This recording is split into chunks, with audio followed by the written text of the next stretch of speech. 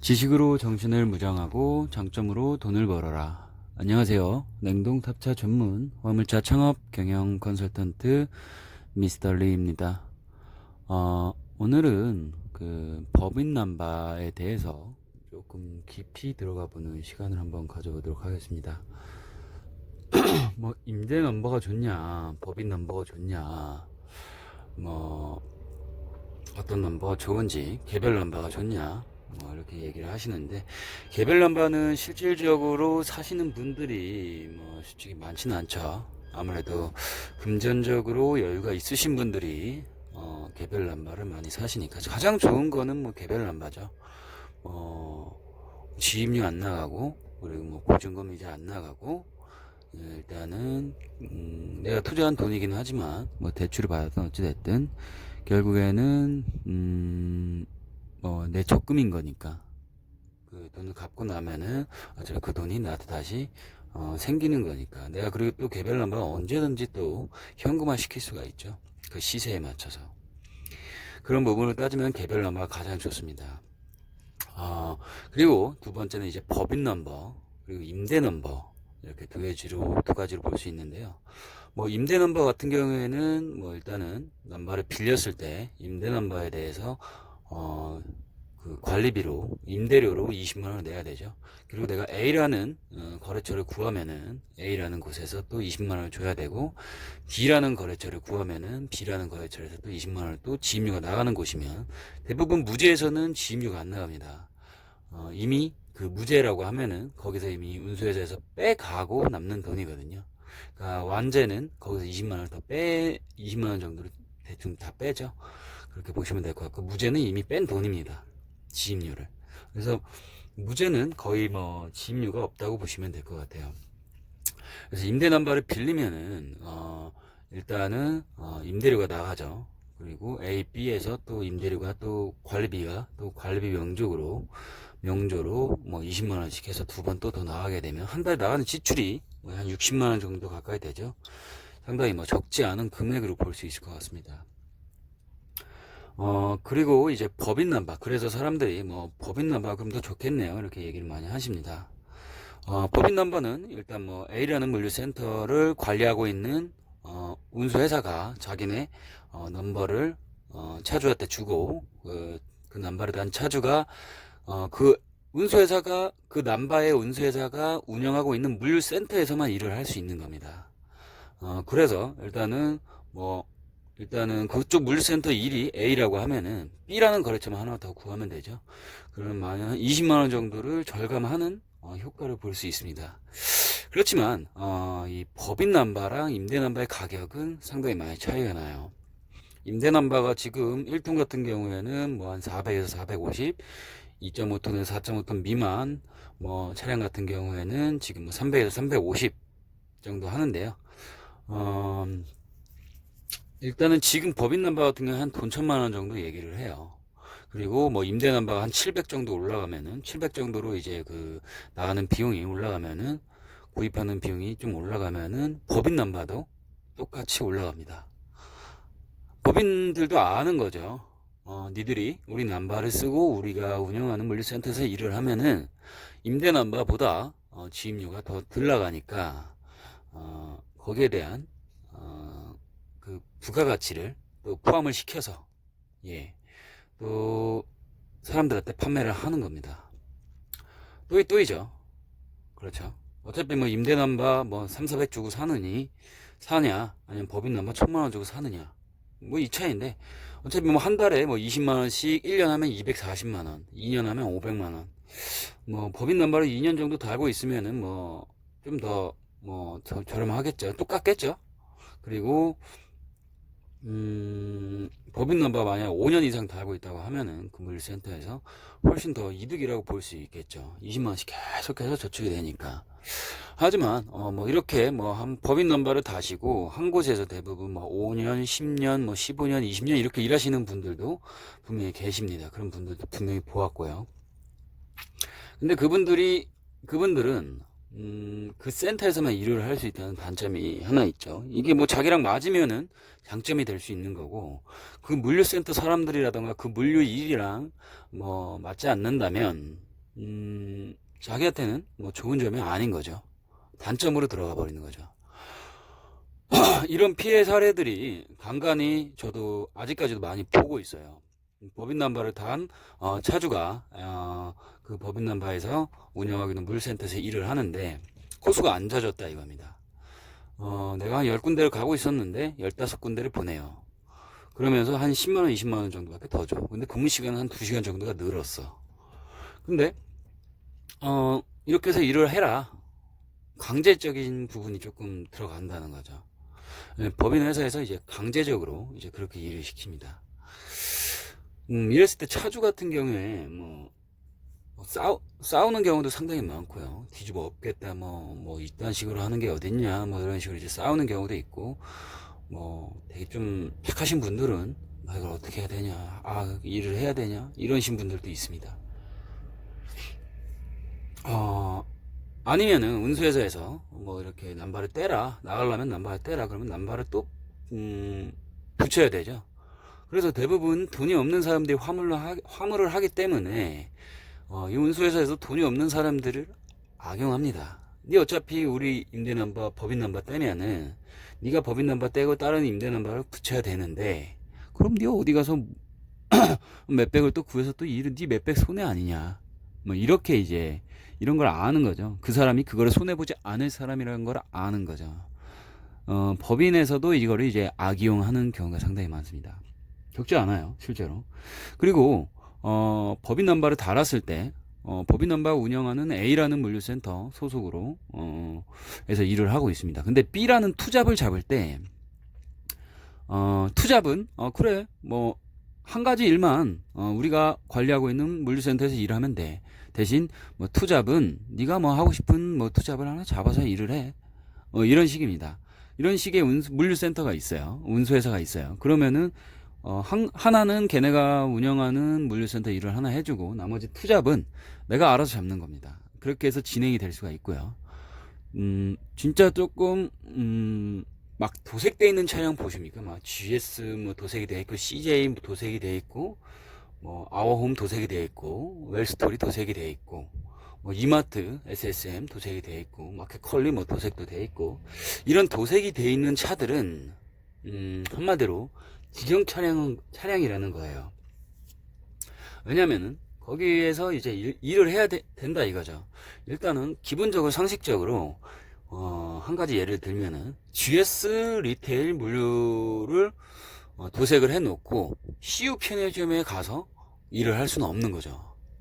그러니까 도색을 한다는 거는 한편으로는 자기네 물류를 홍보를 하는 개념도 있지만, 뭐 이런 홍보 효과도 상당히 좋죠.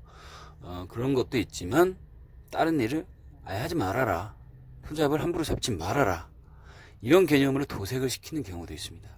도색을 하면 딴 데서 쉽게 받아주지 않죠. 대부분 야간에서 이제 뭐 중견기업 등에서 하고 있는 뭐 야간 업체, 이런 업체들에서는 받아줘요. 어떤 도색이든 상관없다, 들어와서 일만 해라, 뭐 밤에 누가 보겠냐, 뭐 이런 데는 받아주는데, 그렇지 않는 이상에서야 도색이 되어 있는 차들은 다른 일을 구하기가 쉽지만은 않아요. 예. 일단은 그래서 그 운수회사에서는 뭐 우리 일만 해라, A라는 뭐 물류센터에서 우리가 관리하고 있는 A 물류 일만 하고, 투잡도 무조건 우리가 운영하는 물류센터 관리하고 있는 물류센터에서만 일을 해라 라고 하는 일들이 있습니다. 근데 이의 강도가 너무 세고, 뭐 대부분 투잡을 잡을 때 A라는 일이 강도가 세면은 B라는 일은 뭐 강도가 조금 약하던가, 근무 시간이 좀 강도가 좀 세더라도 근무 시간이 좀 짧아가지고 휴식 시간이 좀 길던가, 이런 식으로 투잡을 엮어야 되는데 아예 메인 일로 강도가 A 플러스인 1에서 10까지의 강도가 있다면은 10짜리를 2개로 엮어서 강도를 투잡을 이렇게 엮는다고 생각을 해봐요. 그러면은 돈은 많이 벌지 몰라요. 600만원, 650만원 이렇게 벌 수는 있을지 몰라도 굉장히 육체적으로나 뭐 삶의 질도 많이 떨어지겠죠. 뭐 그냥 집에 들어가서 잠만 자는 거예요. 잠만 자고 나와서 일만 하는 거예요. 그러다 보면은 대부분 그렇게 일을 하시는 분들을 보면은 사람이 그렇게 일은 할 수는 있습니다. 잠 자고 밥 먹고 나와서 일을 하고 잠 자고 밥 먹고 일을 하고 싸고 이렇게만 살면 일을 할 수 있어요. 근데 사람들이 대부분 이거를 진짜로 힘들어 하시는 게 심리적으로 못 버티세요. 뭐라고 해야 될까, 우울해지신다고 해야 될까요? 굉장히 사람이 예민해지고, 그리고 가정에 불화도 생겨요. 집에 들어가면은 스트레스를 풀 그런 게 없다 보니까, 일을 정말 사랑하지 않는 이상 집에 들어가면은 억지로 하는 일이지 않습니까? 굉장히, 그렇다고 일을 안 하자니 이 뭐 할부금을 어떻게 메꿀 거며 우리 가정을 어떻게 먹여 살릴 거며 막 답답하죠. 근데 막 투잡을 시켜요. 근데 강도가 너무 세요. 그리고 투잡이 만약에 6시부터 오후 12시까지 뭐 근무를 하면은 1시부터 뭐 5, 6시까지 뭐 근무를 한다. 뭐 이런 식으로 한 5시간 정도씩 짧게 뭐 이렇게 메인으로 엮으면은 아주 상당히 좋다고 보면은 이 운수회사에서 대충 엮는 거예요. 아침 뭐 한 5시부터 오후 한 12시 1시까지 일을 시키고, 그 다음에 한 5시간은 4시간에서 한 5시간 쉬고, 밤 한 7시 8시부터 다시 시작을 해서 새벽 또 한 2, 3시쯤 끝나는 걸로 하고, 그 다음에 또 한 2, 3시간 자고 또 새벽 5시에 일어나서 또 일을 하고, 이렇게 하면은 집에도 아예 못 들어가요. 뭐 굳이 장거리를 찌지 않더라도 뭐 1톤이든 2.5톤이든 집에를 못 들어가요. 대부분 물센터에 있는 뭐 숙식을 제공하는 뭐 잠자는 곳이 대부분이 있거든요. 대충 웬만한 요새 만든 데에는 대부분 이제 기사들이 쉴 수 있는 공간이 있습니다. 그런 곳에서 잠을 자거나 일주일에 한 번 들어가는 거예요. 수도권에서 논다고 하더라도, 지방권을 안 뛴다고 하더라도, 그리고 뭐 지방권 뛰는 사람들은 그나마 뭐 차숙도 하고 뭐 휴게소 들려가지고 샤워도 하고 뭐 이걸 또 좋아하시는 분들은 계세요. 뭐 장거리 뛰는 걸 좋다 하시는 분들은 그냥 쉬엄쉬엄 뭐 여행 다닌다는 생각으로 하시는 분들은 좋은데, 여기 뭐 2.5톤 뭐 3.5톤 1톤으로 이게 시간대가 애매하게 엮여가지고 투잡을 시켜버리면은 이거를 장기적으로 하기가 굉장히 힘들어요. 대부분 그 사고 위험성도 높죠. 잠도 뭐 띄엄띄엄 자는데, 내가 뭐 잠자고 싶다고 확 이따 자야지 하고 딱 잘 수 있는 사람이 있는가 반면에 잠을 이렇게 쉽게 잠을 못 자는 사람들도 있어요. 그러다 보니까 또 이제 사고 위험성 상당히 좀 높아지죠. 그래서 울며 겨자 먹기로 그냥 하는 거예요. 법인 넘버 달았고 법인 넘버 띄고 딴 넘버 달라고 하니 죽겠고, 돈이 없고 더 이상 돈을 쓰려할 돈은 없고 미쳐버리는 거죠. 답이 안 나옵니다. 정말 막 눈물이 막 글썽글썽해요. 그리고 항상 예민하고 별것도 아닌 일에 뭐 사람들이랑 싸우고 그런 경우가 상당히 많이 봅니다.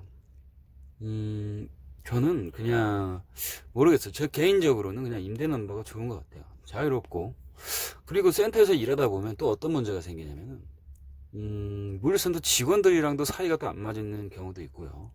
또 기사들이랑도 대부분 여기 사람들이 대부분 개인주의예요. 대부분 일 자체가 뭐 누가 누구 일을 도와서 같이 하는, 협력을 해서 하는 일이 아니라 자기가 자기 물량만 챙겨서 자기가 배정받은 코스만 돌거나 자기가 배정받은 곳에 갖다 주기만 하면 되는 일이기 때문에 대부분 다 개인주의가 강합니다. 좋은 코스 받으려고 하고 발버둥 치고 빨리 나가려고 발버둥 치고, 어떻게든 내가 좀 더 나은 코스를 받으려고 발버둥을 칩니다. 그러다 보니까 기사들끼리 뭐 서로 뭐 차를 대겠느니 뭐 빨리 대겠느니 왜 늦게 나왔느니 왜 차를 늦게 빼냐느니 막 이러면서 싸우는 경우도 많아요. 일단 센터의 분위기 자체가 안 좋거나, 그리고 물센터 애들이 뭐 젊은 애들, 대부분 여기 하시는 분들이 연세들이 좀 많으시잖아요. 대부분 제 유튜브를 시청하시는 분들도 30대 중후반에서 대부분 뭐 60세 중반까지 보시는 것 같은데, 좀 줄을 잃어요. 그런 분들이 대부분 뭐 20대 10대는 뭐 거의 뭐 관심이 없겠죠. 오히려 그 젊은 사람들이 더 많이 봐야 되는 영상이라고 저는 생각을 하는데, 일단은 연세 드신 분들이 만약에 들어와서, 대부분 물류센터 일하는 애들이 뭐 20대 초반 애들, 뭐 중반 애들, 사무실 관리하는 애들도 고위급들 아닌 이상에서 대부분 20대 30대 초반쯤 애들입니다.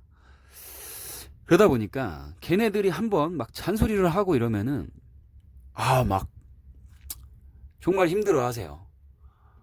그러다가 이제 그러다 보니까 기사들도 말을 안 듣죠. 어린 놈이 뭐 말을 하는데 굳이 뭐 내가 뭐 아들 같은 놈이 말하는데 말을 들어야겠어? 막 이런 생각을 듣고 또 말을 대충 흘리고 무시를 좀 합니다. 그러다 보면 사무실 애들도 이제 막 대해요. 막 대하기도 하고 막 욕도 하고 막 싸우기도 하는 경우도 있습니다. 그러면은 새파랗게 어린 놈들한테 연세 드신 분들이 이제 못 견디는 분들이 계세요. 당연히 이거를 그냥 업무라고 생각을 하고 그분들을 존중해주고 사무실 직원들이 존중해주는 경우도 있는데 그렇지 않은 분들도 상당히 많아요. 그러다 보니까 얘네들도 기사들한테 함부로 대하는 이런 물류센터 분위기가 있어요. 그런 것 같은 경우에는 많이 힘들거든요. 이 심리적으로 멘탈이 좋은 사람도 있지만 멘탈이 이런 인간관계에서 굉장히 스트레스를 많이 받는 분들이 또 계시죠. 일을 하다가 이런 거에 주변 사람들이랑 마음이 안 맞는 거를 굉장히 괴로워하시는 분들이 많아요. 가장 힘든 게 또 그거죠. 내 주변 사람들을 싫어하면은 내 인생이 굉장히 힘들어집니다. 스트레스를 많이 받으면은 여자분들 같은 경우에는 얼굴에 트러블도 생기고 아토피도 생기시는 분들도 계시고 안 아프던데도 아프시는 분들도 계시고 그 정도로 이 심리적으로 굉장히 사람들과의 관계가 중요하신 분들이 적지 않게 있어요. 그럴 때는 그럼 어떻게 해야 된다는 겁니까? 법인 남발을 달고 있으면 나가야죠. 저는 그런 거를 스트레스를 받으면서 일은 안 하는 편이에요. 저는 예전에 회사 생활을 할 때도 그랬고 스트레스는 절대 안 받아요. 일을 하면서 내가 맡은 바를 확실하게 하고 그리고 내가 실수를 했더라도 내가 책임을 지겠다. 근데 네가 뭔데? 상대 쪽에서 이제 야 이 새끼야 이렇게 하면 안 되지 이런 부분까지는 참더라도 18접할 하시는 분들도 있어요. 그런 분들 같은 경우에는 저는 이게 내가 사람을 죽였거나 사람을 팼거나 이랬을지는 몰라도 일을 하다가 그런 경우가 온다면은 저는 무조건 싸우는 편이에요. 그 일을 그만두더라도 저는 웬만하면 싸우는 편인데 또 그렇게 해야지 또 걔네들이 함부로 또 못하는 이런 물류센터 분위기들이 또 있어요. 안 좋은 분위기들이 있습니다. 물류센터에 이런 것들이 정말 참 쉽지가 않아요. 그래서 그만두는 분들도 계시거든요. 그리고 기사들 중에서도 뒤에서 물류센터 사무실한테 뒷돈도 주는 경우도 상당히 많습니다. 뒷돈을 주면서 코스를 남의 코스를 뺏어와요. 좋은 코스를 뺏어 오고 자기 안 좋은 코스를 그 사람한테 붙이고 이런 경우도 상당히 많아요. 굉장히 많이 일어납니다. 그래가지고 기사들 18척팔 하면서 싸우기도 하고 야 이 새끼야 이런 애면 멱살 잡기도 하고 퍽퍽퍽퍽 하면서 주먹질하면서 싸우는 경우도 있어요. 그 정도로 왜냐면 이게 자기 인생이 걸린 거니까 그런 거예요. 자기 일이 힘들어지면은 남들보다 1시간 2시간 더 걸리고 물량이 남들보다 일정 외가 많아지고 이러면은 굉장히 스트레스 받아요. 돈은 똑같이 받으니까. 누구는 코스가 좋은데 나는 코스가 왜 안 좋고 나는 왜 2층 짐자리가 있고 지하로 내려가는 일이 있고 그런 코스를 왜 내가 들어오자마자 이렇게 바꾸냐 이런 식으로 하면서 이런 것들을 보면은 굉장히 스트레스를 받아요. 그런 경우에는 그런 상황이 또 왔을 때는 정말 못 버티겠더라면은 그 시간대에 다른 일을 구해서 나가야 되는 거죠. 예.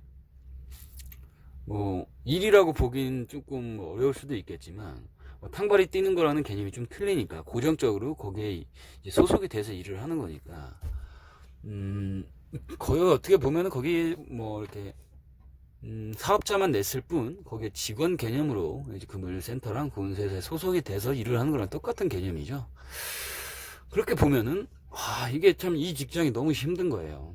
근데 일자리를 모르는 사람들은 일자리를 모르고 거래처를 구할지 모르는 사람들 이런 분들은 나가지도 못하고 사람들이 뭐라고 하면 그냥 숙일 수밖에 없는 거죠. 그래서 일자리를 많이 알고 이 거래처들을 많이 안다는 거는 결국에는 나한테 힘이 된다는 거예요. 주변 기사들도 내가 거래처를 많이 알고 있다. 쟤는 발이 넓어. 이런 소문이 조금 이미지가 좀 굳혀지면은 기사들이 함부로 못해요. 왜냐면은 쟤한테 언제 내가 도움을 받을지도 모르는 상황이기 때문이죠. 이렇게 인간관계가 기사들끼리 인간관계도 상당히 중요해요. 뭐 A라는 사람이 우리 센터에서 일하다가 B라는 물류센터에서 일을 해요. 그럼 내가 그 사람이랑 친했다. 그럼 그 형님한테 전화를 하는 겁니다. 나 요일 나가려고 하는데 거기로 어때? 괜찮아. 여기 그래 자리 있어? 지금은 없는데 자리 나면 연락 줄까? 그래 나면 연락 줘.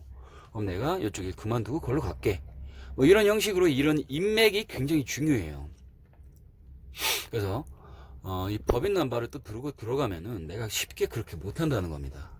그래서 운수회사랑 트러블도 많이 생겨요. 그리고 막 니들 알아서 해라. 법적으로 떼든 말든 알아서 해라. 어차피 계약 기간이 1년이니까 1년 동안 내가 지입률을 내는 이상 니는 내 거를 못 떼니까 1년 뒤에 떼가든 말든 그때 가서 니는 알아서 하고 일단 나는 여기서는 못하겠다 하고 나가던가 다른 일을 구해서 나가던가 뭐 이런 경우들도 있습니다. 이렇게 따지면은 법인 넘버는 저는 그렇게 생각을 해요.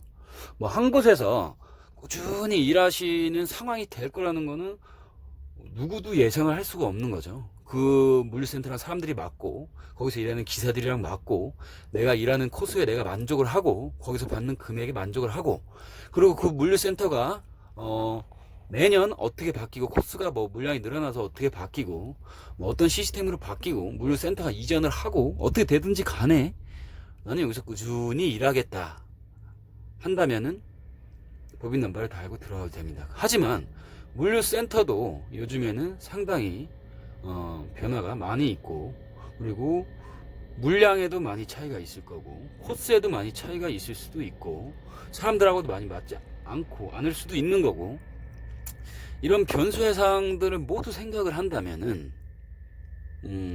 결국에는 임대남바가 그냥 빌려 쓰는 개별 남바라고 보시면 되는 거예요. 대신 한 달에 뭐 보증금 내고 보증금이 아니라 이제 없어지는 돈이죠.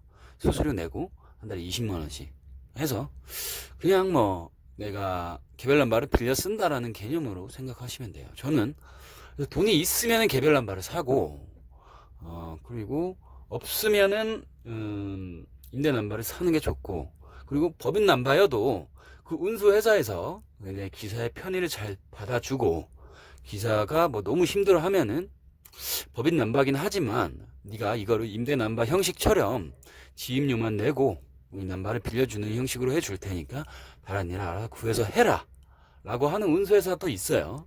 그런 운수회사라고 하시면은 직영 남바를 다는 게 좋죠. 그리고 거기서 일해보다가 뭐 더 좋은 일이 나오면은 그쪽으로 가셔도 되는 거고 사람 일을 한 거 계속 그 한 곳에서 일을 하는 걸 좋아하시는 분들도 계시지만 이렇게 계속 더 좋은 일로 더 발전하고 더 좋은 일이 있다는 걸 알면은 더 좋은 일을 가고 싶어 하고 그런 기회가 있을 때 그런 기회를 또 노리시는 분들의 성향이 또 있기 때문에 그런 것들을 따진다면 좋은 법인의 운수회사 기사들을 많이 편의를 봐주는 운수회사들 이런 쪽으로 들어간다면 괜찮지만 그렇지 않은 이상에서야 법인 남바는 상당히 빠져나올 때 차를 매매하고 빠져나오지 않는 이상 쉽지 않다는 겁니다. 그리고 빠져나오더라도 임대 남바를 그 법인 남바를 돌려주고 임대 남바를 붙여야 된다는 거죠. 그리고 다른 일을 내가 나가려면은 몇백의 돈이 더 필요하다는 거야. 그 임대 남바를 붙여야 하는 그 돈이. 그러니까 그만큼의 또 부담감이 또 들어간다는 겁니다. 거기다가 임대 남바보다 임대 남바가 500이면은 법인 남바는 1000만 원이에요. 한 2배 정도? 한 500 정도가 더 비싸요. 만약에 임대 넘버가 700이다. 그러면 법인 넘버는 뭐 1200 정도 이렇게 또 올라갑니다. 이런 부분을 봤을 때 500 정도 더 주고 들어가는 그럴 만한 일자리인지 거래처인지 운수회사인지 이런 것들을 한 번 더 살펴보시고 조금 더 그 물류센터에 그 법인 넘버를 달고만 들어가야 되는 운수 물류센터라고 하면은 그 운수회사가 어떤 회사인지 그리고 또 기사들의 편의를 잘 봐주는지 그쪽에서 일하고 있는 기사들한테 물어보는 게 가장 확실하겠죠. 그쪽 기사들한테 물어봐서 뭐 급여는 뭐 밀리는 게 없냐 뭐 부가세 같은 거는 뭐 별도로 주냐 아니면은 한 번에 같이 급여에서 포함돼서 당연히 주는 거 맞죠. 뭐 이렇게 한번 물어보시고 뭐 코스나 뭐 이런 거는 자주 바뀌냐 코스는 어떠냐 여기 센터들 분위기는 어떠냐, 지게차 직원들은 어떻고 사무실 직원들은 어떠냐, 뭐 물건이 만약에 없어지거나 뭐 빠졌을 때 돈을 나한테 내가 또 물어야 되는 부분이냐, 이런 부분까지 법인 남바를 달고 들어가시는 분들은 좀 더 임대 남바보다 좀 더 신중하고 좀 더 깊이 좀 알아보실 필요가 있습니다. 왜냐면은 내가 못해도 거기서 몇 년은 2년은 이상은 해야지 돈을 뽑아 먹는 거예요. 2년은 돼야지 20만 원씩, 뭐 2년 지나야지 뭐 한 480 되니까 2년은 돼야지 거기서 일을 해야 된다는 거예요. 그래서 임대 남바 다는 거랑 똑같은 기준이 된다는 거예요. 이런 점들을 한번 감안하시고 법인 남바를 들어가실 때 조금 더 신중하시라는 점. 그리고 도색차들 이런 것들은 법인 남바라는 거고, 도색차들은 대부분 거기서 투잡을 엮어줘요. 자기들이 엮어주는 투잡을 해야 되는 경우가 많습니다. 그런 부분까지 좀 신중하게 생각하시고 조심하셔야 돼요. 내가 알아서 일자리를 구해서 들어가면 내가 원하는 시간대, 그리고 또 어떤 일이 있는지 더 좋은 일도 충분히 많거든요. 근데 그 직영 남바 운수 회사들이 뭐 진짜 안 좋은 코스여서 딴 차들이 나간 그 코스를 어쩔 수 없이 메꿔야 되니까 네가 해라 라고 이렇게 메꾸는 경우도 있어요. 그러니까 아무도 안 하려고 하는 더러운 코스를 너 어차피 직영 남바고 너 어차피 우리가 주는 일을 해야 돼. 투잡 엮고 싶어? 그러면 이거 해. 이거 아니면 못해. 왜냐면은 운수회사도 골치를 썩고 있거든요. 이 코스가 놀고 있으니까 용차비가 계속 나가고 있는 겁니다. 근데 일이 힘들고 코스가 안 좋으니까 사람들이 안 하려고 해요. 그러다 보니까 직영 남바를 달고 있는 사람한테 시키는 거죠. 너 투잡? 다른 거 없어. 이거 해야 돼. 이렇게 시켜버리는 겁니다. 그러면 기사들은 뭐 일자리도 모르고 거래처도 모르고 처음 들어가신 분들은 이게 뭐야, 울며 겨자 먹기를 이제 하는 거예요. 그러다 보면 몸도 힘들고 정신적으로도 힘들고 집에 가서 계속 짜증내고, 그러다 보면 가정에 불화도 생기고, 그러다가 또 이제 사고도 나고 이러면 더 짜증이 나고, 차 고장 나면 더 짜증 나고, 사람들이랑 막 싸우고 이러니까 사람들하고도 사이도 안 좋아지고, 그러다 보니까 차를 헐값에 내놓고 팔게 되는 거죠. 이런 부분까지 좀 더 신중하게 생각을 하셔서 법인 남바를 생각해 보셨으면 좋겠습니다. 제가 좀 너무 길었나요? 이 법인 남바가 좋냐, 임대 남바가 좋냐라는 질문이 문의가 조금 많이 와서 이쪽에 대해서 좀 설명을 드려야 될 것 같아서 이렇게 설명을 한번 드려야 될 것 같아서 자리를 한번 마련을 했습니다. 자, 이상 지식으로 정신을 무장하고 장점으로 돈을 벌어라, 냉동탑차 전문 화물차 창업 경영 컨설턴트 미스터리였습니다. 네, 감사합니다. 좋아요와 구독, 공유 부탁드립니다. 감사합니다.